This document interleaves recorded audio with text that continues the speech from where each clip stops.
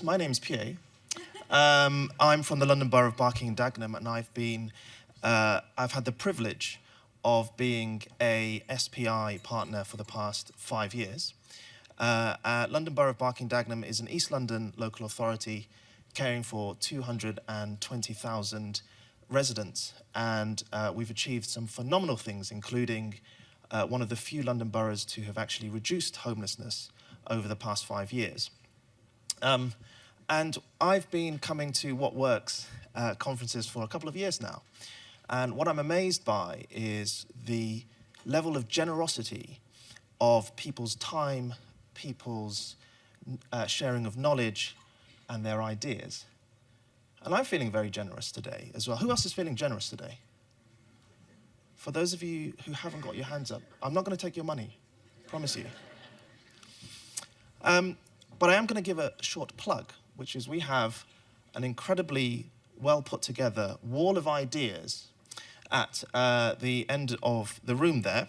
And our partners, ATB Finance, are giving $20 to YWCA Banff, a local charity, for every one of your ideas, up to a $5,000 cap for what you put on the wall.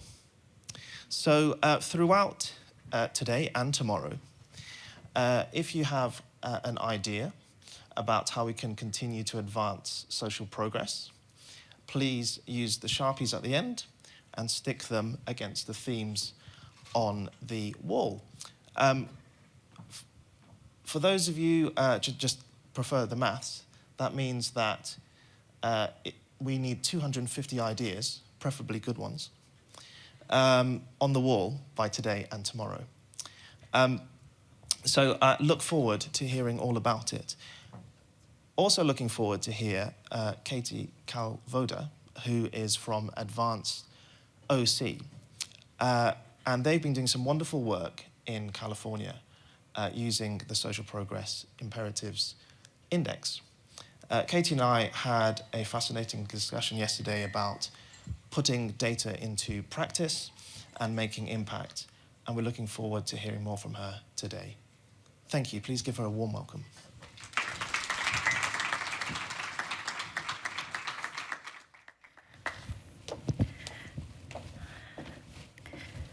Okay, thank you so much. It's my honor and privilege to be here. Although I have to say, as an American, I feel a little targeted from all the different conversations.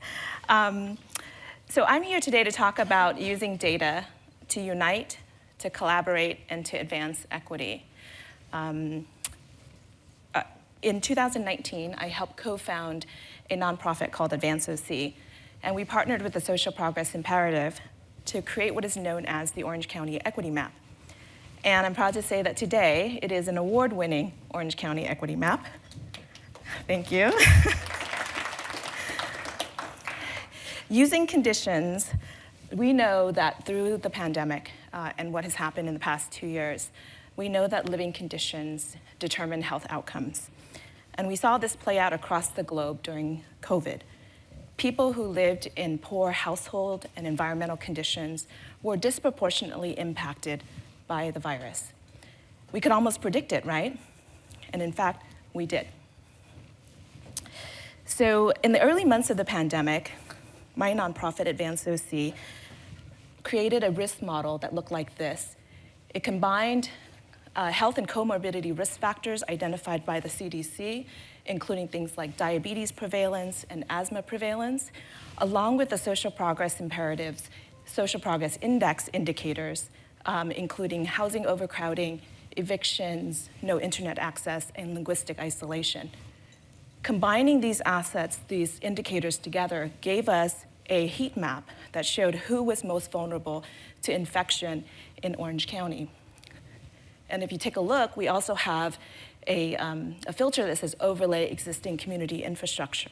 And so that's when we mapped out our senior centers, our community clinics, all of our different resources like churches, et cetera, so that the county can go into those neighborhoods and put up vaccine pods and testing sites and collaborate with the community.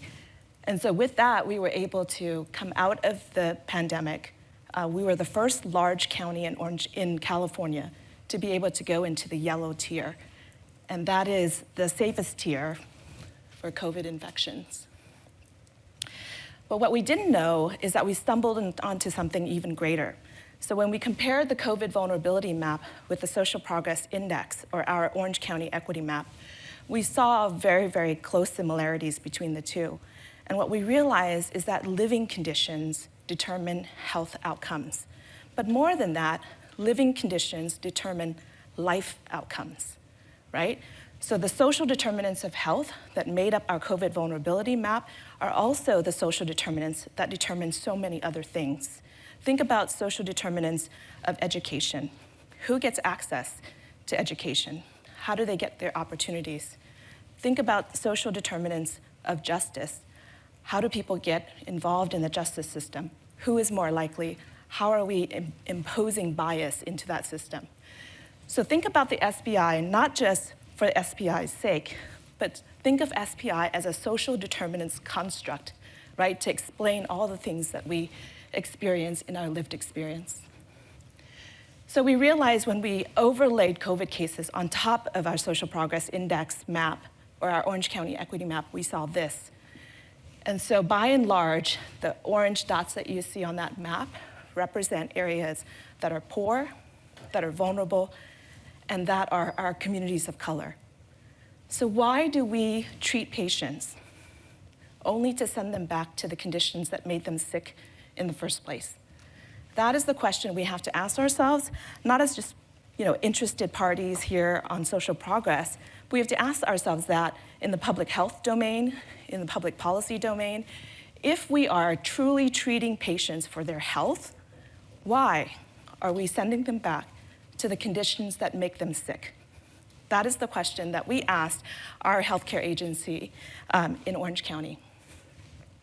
So in order to really solve this problem, Orange County did two things. We built a Center for Truth in our data, Truth in Data initiative. We started building a data culture in Orange County to talk about what is happening, telling the stories of the communities that are most marginalized, and being able to share information like COVID cases and death rates at disaggregated level for a variety of different ethnic and racial groups. And then in doing so, we invested and we doubled down on trust, right? So the idea of truth and trust is really what we spent all of 2020 and 2021 doing. So one of the things that came about our COVID vulnerability map and our partnership with the Orange County Healthcare Agency is that we started a 2-year program that's funded by the CDC. It's a $23 million initiative called Equity in OC. And the CDC gave us this money so that we could address long-term, long-standing health disparities in our community, primarily driven by COVID, but also these long-standing historical discrepancies in health outcomes for different minority groups. And so what we did was we started doing storytelling. We started creating these population profiles of the communities that were almost always invisible in our community, right? So people with disabilities, our communities of color, older adults, the unhoused, the LGBTQ community. All these communities need to be seen and need to be heard. And so part of our Equity in OC initiative is to be able to bring community members together. We pay them for their participation at these meetings. And we're hoping to be able to use a data-driven approach to equity and to be able to source community solutions directly from the people. So I want to talk to you about something that we're working on right now. And it's a little bit of a data science journey, so bear with me for those of you who are not data geeks. But we started looking at the data a different way. So instead of just looking at the SPI for the indicators that exist, we started looking at relationships, right? So I did a query, show me the census tracts that have 75% or more Hispanic and Latino. In Orange County, the Hispanic and Latino population is our largest minority group. And so what I did was, through that query, we got these census tracts. Each one of those circles represent a census tract. And the highlighted census tracts represent the population that we were querying.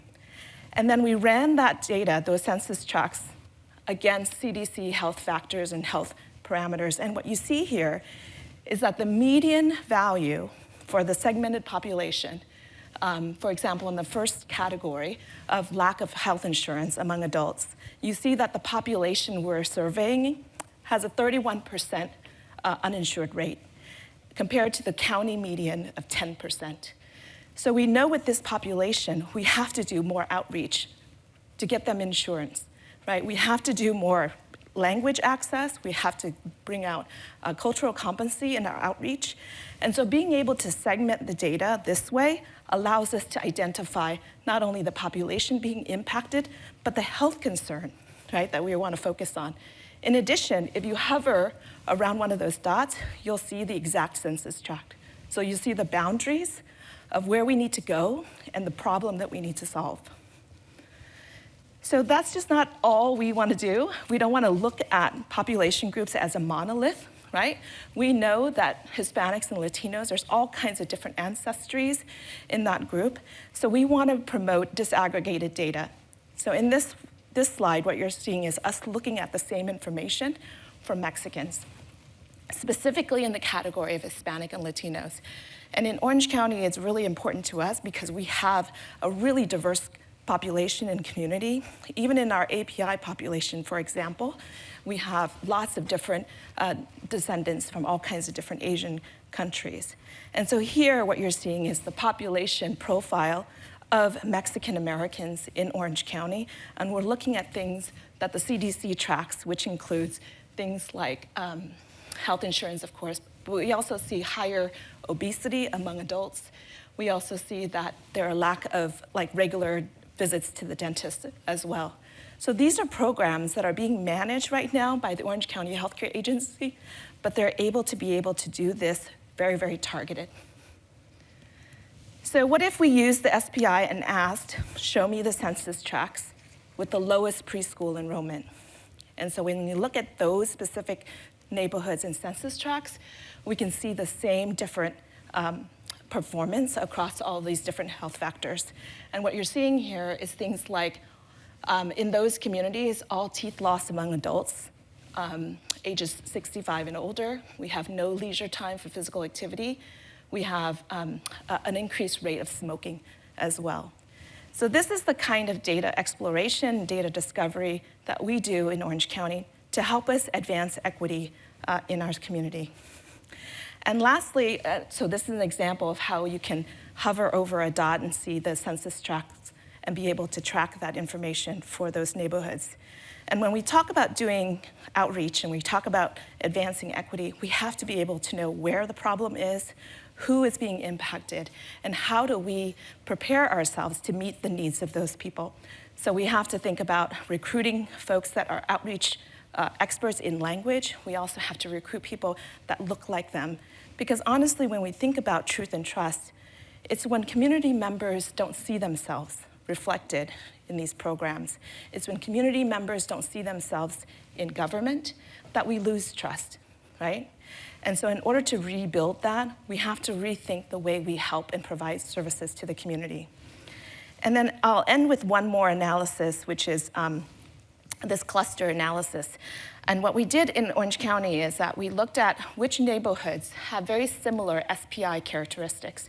And when you do the cluster analysis, you'll see that city boundaries are arbitrary, right? If you look at the neighborhoods that look like one another, that have similar traits, you see they can be next to each other, or you can see that they can be far apart. So when you do a public policy intervention, anything that you do, you can't look at it and do a citywide one-stop shop solution. You can't look at it and do a county-wide solution. You have to be much more targeted about what you're trying to accomplish and be able to use science and data that's provided by the SPI and other sources and be able to do things like this. So in closing, I just ask you to think about what we can do together through the SPI, but also as community members in this global economy that we have here. And I think that the most important takeaway maybe is that SPI is not the end. SPI is only the beginning. So thank you so much.